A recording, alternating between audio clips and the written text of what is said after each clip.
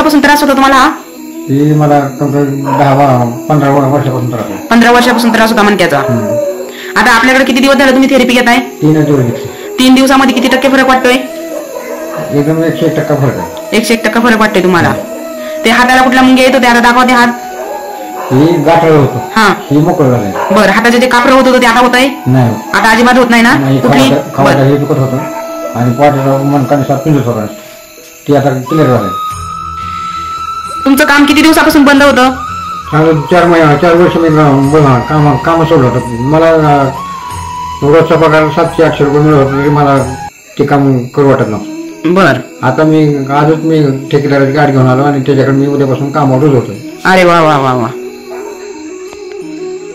म्हणजे तुम्हाला 700-800 रुपये हजेरी भेटत होती तरी सुद्धा तुम्ही त्या कामावर जाऊ शकत नव्हता, एवढा तुम्हाला मणक्याचा त्रास होता? त्रास होता म्हणूनच मला ते कधी लोळत होता. ती म्हणजे मी लोळूनच दिवस काढले 4-5 वर्ष.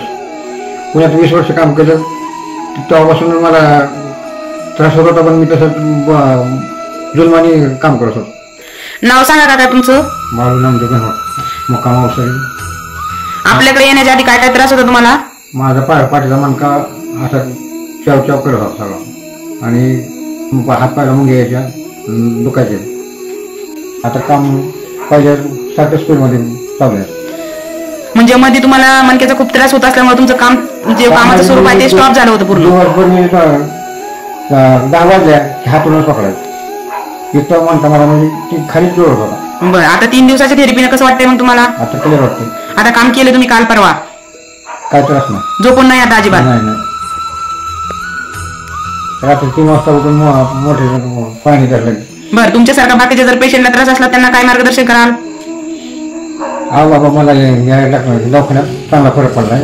डॉक्टर तुम्ही आल्याला पाय धरले, मला अशी व्यक्ती पहिल्यांदाच भेटली. याच्या आधी तुम्ही कुठं हॉस्पिटलमध्ये गेला होता? अकलूज केलं, तिथे इंदापूर केलं, परत पंढरपूर केलं, सगळं आयुर्वेदिक पंढरपूरला केलं. तिथं अकलूजला मोठ्या दवाखान्यात गेलो. काही फरक? थोडा फरक नाही. 2-2 हजाराची औषधं घेतली, MRI केला, काय फरक नाही.